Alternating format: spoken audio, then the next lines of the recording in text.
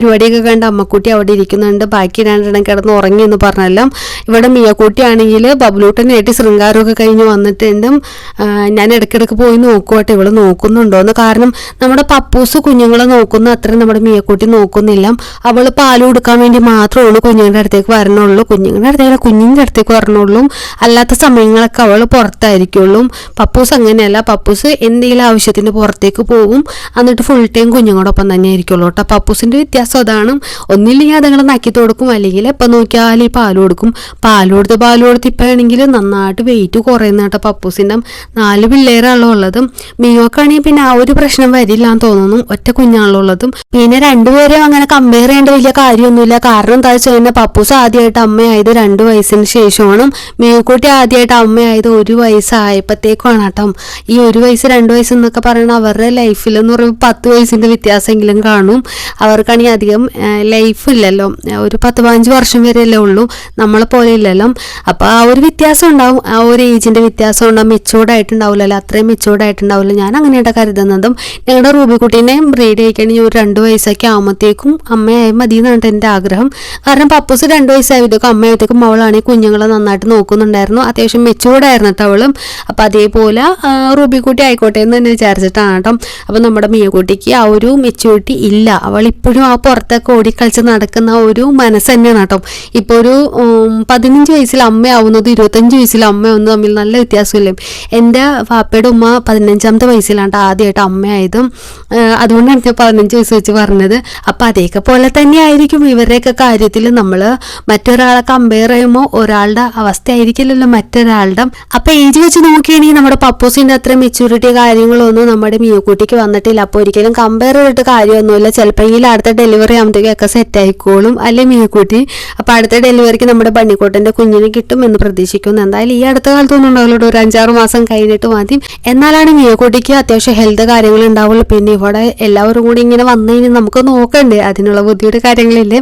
അപ്പോൾ അതൊക്കെ മതി. ബണ്ണിക്കോട്ടൻ്റെ ഒരു കുഞ്ഞിനായാലും കിട്ടിയാൽ മതി കേട്ടോ. നമുക്ക് പിന്നെ ബ്രീഡ് ചെയ്യിപ്പിക്കണമെന്നൊന്നുമില്ല. പിന്നെ നമുക്ക് സ്റ്റെറിലൈസ് ചെയ്യണമെങ്കിൽ സ്റ്റെറിലൈസ് ചെയ്യാം. അതൊക്കെ പിന്നീടുള്ള കാര്യങ്ങളാണല്ലോ. അപ്പോൾ മിയക്കുട്ടീനെ കാണാൻ വേണ്ടിയിട്ട് ഇവിടെ നമ്മുടെ കുഞ്ഞിപ്പെണ്ണും കുഞ്ഞിച്ചകനും വന്നിട്ടുണ്ടായിരുന്നു. അത് വിളക്കാണാൻ വേണ്ടി മാത്രം വന്നല്ല കേട്ടോ.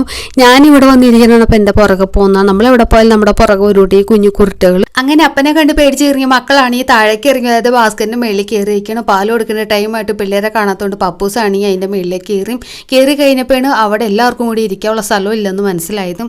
വേഗം തന്നെ അപ്പുറത്തെ സൈഡിലേക്ക് പോയിട്ടുണ്ടും. അവിടെയാണെങ്കിൽ പപ്പൂസും ഒരു കുഞ്ഞും കൂടിയേ ഉള്ളൂ. നമ്മുടെ ലിയോ കൂട്ടനാണ്. അവനാണെങ്കിൽ അമ്മേനെ കണ്ട പാൽ കുടിക്കാൻ പുറകെ കൂടുതലാണ്ട് മെയിൻ പരിപാടി.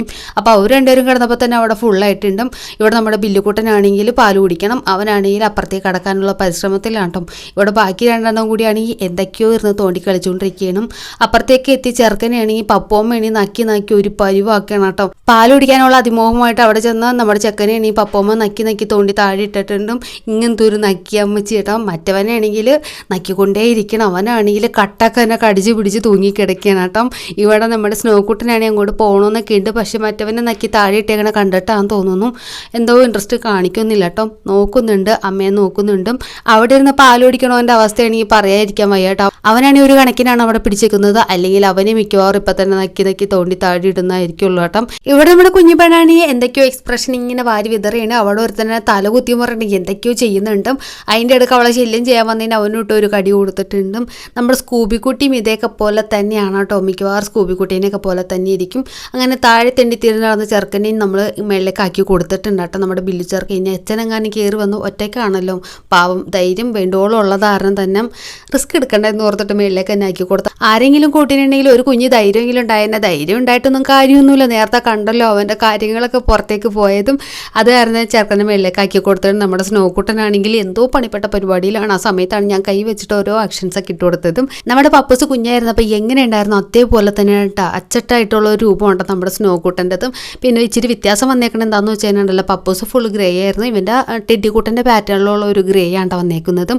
ഇവിടെ ഒരു ചെറുക്കനാണ് നിരാശ കമ്മനെ പോലെ ഇരിക്കാൻ, നമ്മുടെ പരീക്കുട്ടീനെ പോലെ ഇരിക്കണം കേട്ടോ. സംഭവം എന്താ വെച്ചാൽ പാൽ കുടിക്കാൻ ചെന്ന അവനാണെങ്കിൽ അമ്മ നക്കി ഒരു പരിവാക്കിയിട്ടുണ്ട്. അമ്മയുടെ നക്കൽ സഹിക്കാൻ വയ്യാതെ ചെക്കനാണെങ്കിൽ ഒരു മൂലക്ക് പോയി സങ്കടപ്പെട്ടിരിക്കുകയാണ്. നമ്മുടെ ലിയോക്കൂട്ടൻ പണിക്ക് പോയ ഗ്യാപ്പിൽ കൂടെ ഗോൾ അടിക്കാൻ നോക്കിയാണ് നമ്മുടെ കുഞ്ഞിപ്പെണ്ണും. അവൾ ആ നൈസായിട്ട് അമ്മയുടെ അടുത്ത് പോയി പാൽ കുടിക്കാൻ വേണ്ടി ചെല്ലണം.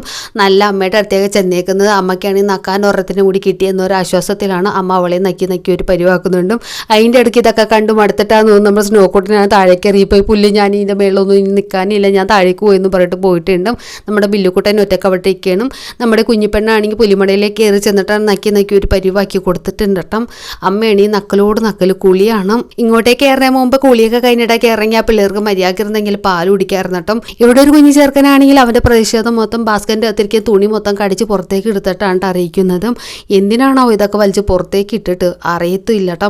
അവൻ എന്തൊക്കെയോ കിടന്ന് കാട്ടി കൂട്ടുന്നുണ്ടും. ഇവിടെ നക്കിയമ്മയാണെങ്കിൽ കുളിയോട് കുളിയും അതിൻ്റെ ഇടയിൽ കൂടെ രണ്ടെണ്ണവും കൂടിയിട്ട് നൈസായിട്ട് പാൽ കുടിക്കാനുള്ള പരിശ്രമത്തിലാണ് കേട്ടോ.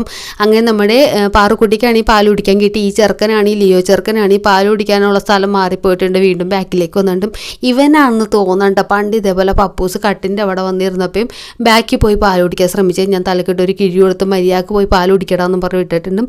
കിഴി കൊടുത്തേണ്ട താമസം നമ്മുടെ പപ്പൂസാണെങ്കിൽ എൻ്റെ പിള്ളേനെ തല്ലുപിടിച്ചതെന്നും പറഞ്ഞിട്ട് വേഗം തന്നെ അവനും ഒരു നക്കലൊക്കെ വെച്ച് കൊടുത്തിട്ടും. ഇവിടെ കുഞ്ഞിപ്രാന്തനാണെങ്കിൽ എന്തൊക്കെയോ കിടന്ന് കാട്ടിക്കൂട്ടുന്നുണ്ട് കേട്ടോ.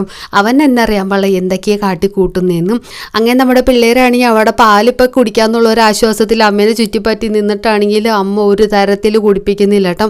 ആ ഒരു സമയത്താണ് നമ്മുടെ താഴെ കളിച്ചുകൊണ്ടിരുന്ന കുഞ്ഞിച്ചക്കനുണ്ടല്ലോ സ്നോക്കുട്ടൻ അവൻ്റെ വായിലൊരു പേപ്പർ കേട്ടോ. അവൻ വായിൽ പേപ്പർ ചവച്ചുകൊണ്ടിരിക്കുക. വേഗം തന്നെ അത് പിടിച്ച് മാറ്റി കൊടുത്താൽ വല്ല തൊണ്ടയിൽ കുരുങ്ങാൻ അത് തന്നെ മതി കേട്ടോ. ഇവിടെ നമ്മുടെ ബില്ലുക്കുട്ടനാണെങ്കിൽ അമ്മ പാൽ കുടിക്കാൻ കൂട്ടാത്തതിൽ വിഷമിച്ച് ഒറ്റയ്ക്ക് കിടക്കായിരുന്നു. അത് കൊണ്ടിട്ട് പപ്പൂസ് വേഗം തന്നെ ഓടി വന്നേക്കാണ്. എന്തിനാണ് ചക്കര ഇനി പിണങ്ങി കിടക്കണം, അമ്മ പാല് തരത്തില്ലേയും. പിന്നെ കുളി അത് നമുക്ക് മസ്റ്റാണ്. പപ്പൂസിൻ്റെ മക്കളൊക്കെ തന്നെ കുളി നിർബന്ധമൊന്നും പറഞ്ഞിട്ട് ആ വെറുതെ കിടക്കുന്ന ചെറുക്കനെ ഒന്ന് നക്കി തുടച്ച് വൃത്തിയാക്കി കൊടുക്കണം കേട്ടോ. ബാക്കിൽ രണ്ടെണ്ണം ഇപ്പം 3G ആയിട്ട് നോക്കിയിരിക്കേണ്ട. അല്ല ഇതിപ്പോൾ എന്തിനാണ് നമ്മൾ ഇങ്ങോട്ടേക്ക് വലിഞ്ഞേറി വന്നതും ഈ അമ്മക്കൂട്ടി ഇതേപോലെ നമ്മൾ ഒറ്റക്കാക്കി പോകാനാണ് നമ്മൾ എന്തിനാ ഇങ്ങോട്ടേക്ക് വന്നതെന്നും പറഞ്ഞിട്ട് രണ്ടും കൂടി നോക്കിയിരിക്കേണ്ട. ബില്ലുകൂട്ടനാണെങ്കിൽ നേരെ ഒരു പ്രതീക്ഷ പാലിപ്പോൾ കിട്ടുമെന്ന് ഓർത്തിട്ട് പപ്പൂസിനാണെങ്കിൽ അവിടെ കിടക്കാനൊന്നും മര്യാദക്കൊന്നും പറ്റണില്ല. കാരണം ഷേപ്പില്ലെല്ലാം. ഇതിലും ഭേദം താഴെ തന്നെ പോയി കിടക്കണമായിരുന്നു. അപ്പനെ കണ്ട് പേടിച്ചാലും കുഴപ്പമില്ല, മര്യാദക്ക് ഇച്ചിരി നേരമെങ്കിലും പാൽ കുടിക്കാൻ പറ്റുമായിരുന്നെല്ലാം. അങ്ങനെ അവിടെ കുറേ നേരം നോക്കി ഇരുന്നിട്ട് ക്ഷമ കെട്ടിട്ടാണെങ്കിൽ നമ്മുടെ പിള്ളേരാണെങ്കിൽ ഇപ്പുറത്തേക്ക് വരാൻ നോക്കിയാണ് കേട്ടോ. അമ്മക്കുട്ടിയാണെങ്കിൽ അവിടെ കിടന്നിട്ടാണെങ്കിൽ ഒരു സുഖമില്ല, ഫ്ലാറ്റായിട്ടുള്ള സ്ഥലമല്ലല്ലോ, അതുകൊണ്ട് തന്നെ ഇരിക്കാൻ തുടങ്ങി കേട്ടോ. അവിടെ നമ്മുടെ പാറുക്കുട്ടിക്കാണെങ്കിൽ കൊതിയടക്കം വയ്യ. വേഗം തന്നെ ഇപ്പുറത്തേക്ക് ചാടി വന്നേക്കാണ്. അമ്മയെ നമുക്ക് ഇവിടെ ഇരിക്കുന്നതിനെക്കാട്ടി നല്ല താഴെ തന്നെ പോയിരിക്കുന്നില്ലേ, അതാവുമ്പോഴത്തേക്ക് എല്ലാവർക്കും സുഖമായിട്ടിരിക്കുകയല്ല, എന്തിനാ ഇതിൻ്റെ മുകളിൽ കയറി റിസ്ക് എടുക്കണം. ഇപ്പം നമ്മുടെ കുഞ്ഞുമക്കൾ ഓർക്കുന്നുണ്ട് അപ്പം വന്നാലും വേണ്ടിയില്ല ഇതിലും ഭേദം താഴെ പോയിരിക്കുന്ന മര്യാദക്ക് പാലെങ്കിലും കുടിക്കാറ്. ഇതിപ്പോൾ പാലും കുടിക്കാൻ പറ്റുന്നില്ലല്ലോ. എന്തൊക്കെ കഷ്ടപ്പാട് വെട്ടാലാണോ ഒന്ന് പാൽ കുടിക്കാൻ പറ്റുക. പാറുകൂടി അവിടെ പോയിരുന്നു പാൽ കുടിക്കാനുണ്ടാകത്തേക്ക് നമ്മുടെ ലിയോ കൂട്ടനും അതിൻ്റെ ഇടയിലേക്ക് വന്ന് അങ്ങനെ മൂന്നും കൂടി അവിടെ നിന്നിട്ട് പാൽ കുടിക്കണം. പപ്പൂസിനാണെങ്കിൽ കിടക്കാൻ സ്ഥലമില്ലാത്ത കാരണം ഇരുന്ന പാൽ കൊടുക്കുന്നത് കേട്ടോ. നമ്മുടെ സ്നോ കൂട്ടനാണെങ്കിൽ മേളിലേക്ക് വരാൻ കൂട്ടാക്കില്ല, താഴെ തന്നെ ഓടിക്കളിച്ചടക്കുകയാണ്. ഇവിടെ സ്നോക്കൂട്ടനാണെങ്കിൽ അമ്മയായിട്ട് പിണങ്ങിയേക്കെന്ന് തോന്നുന്നു. പാൽ കുടിക്കാനൊന്നും ട്രൈ ചെയ്തിട്ടില്ല. കുറച്ചിടം കഴിഞ്ഞ് നോക്കിയപ്പോഴത്തേക്കും ആളാണെങ്കിൽ ഉള്ളിലുള്ള പുറത്തേക്ക് ഇറക്കാൻ വേണ്ടി പോയിട്ടുണ്ടായിരുന്നു കേട്ടോ. യൂറിൻ പാസ് ചെയ്യാൻ പോയതാണ് കേട്ടോ. ട്രേ ഒക്കെ യൂസ് ചെയ്യാൻ തുടങ്ങിയിട്ടുണ്ട്. ഇതൊക്കെ കണ്ട് നല്ല കുട്ടികളാണെന്ന് ആരും തെറ്റിയിരിക്കണ്ടാവും. ചില നേരം അത് കൂടുതലും പപ്പൂസ് ചെയ്ത് നോക്കണ പരിപാടിയുണ്ട്. പപ്പൂസ് ട്രേ കണ്ടതിന് പിന്നെ പുറത്ത് എവിടെ ഒന്നും പോകത്തില്ല. ഇതിൻ്റെ അകത്തൊന്ന് കാര്യം സാധിക്കും. പപ്പൂസ് അതിൻ്റെ അകത്ത് പോയി കഴിഞ്ഞാൽ കുഞ്ഞു മക്കളിപ്പോൾ ട്രേ യൂസ് ചെയ്യുന്നില്ല കേട്ടോ. ഇനി 2 ട്രേ വെച്ച് കൊടുക്കണം. പിന്നെ ഇവന്മാരിപ്പം നമ്മൾ കൂട്ടിലേക്ക് ആക്കിയിട്ടുണ്ട്. ആ വിശേഷങ്ങളൊക്കെ ഞാൻ പിന്നെ പറഞ്ഞുതരാം. പിന്നെ അന്ന് വൈകിട്ട് തന്നെ ഇത് ഡെയ്മ ലൈഫാണല്ലോ, അന്ന് വൈകിട്ട് തന്നെ നമ്മൾ പൂച്ചക്കുട്ടന്മാർക്ക് ഗ്രേവി കാര്യങ്ങളൊക്കെ കൊടുത്തിട്ടുണ്ടായിരുന്നു. ചേക്കുട്ടി അയച്ചുകുട്ടി ആണെങ്കിൽ സ്കൂളിൽ പോയിക്കായിരുന്നു. സ്കൂളിൽ പോയി വന്ന ശേഷം എല്ലാവർക്കും ഗ്രേവി കാര്യങ്ങളൊക്കെ കൊടുത്തിട്ടുണ്ടായിരുന്നു കേട്ടോ. ആ ഒരു വീഡിയോ ഞാൻ ഇതിൻ്റെ ഒപ്പം ചേർക്കാം എന്നാണ് വിചാരിച്ചിരുന്നത്. പക്ഷേ ഒരുപാട് ലോങ് ആയി പോകും. അപ്പോൾ ആ വീഡിയോ ഞാൻ പിന്നെ അപ്ലോഡ് ചെയ്യാം കേട്ടോ. അപ്പോൾ ഇന്നത്തെ വീഡിയോ ഇത്രയുള്ളൂ. ഇഷ്ടമായി ലൈക്കാൻ മറക്കണ്ട. അപ്പോൾ നമുക്ക് മറ്റൊരു വീഡിയോ ആയിട്ട് പിന്നെ കാണാം.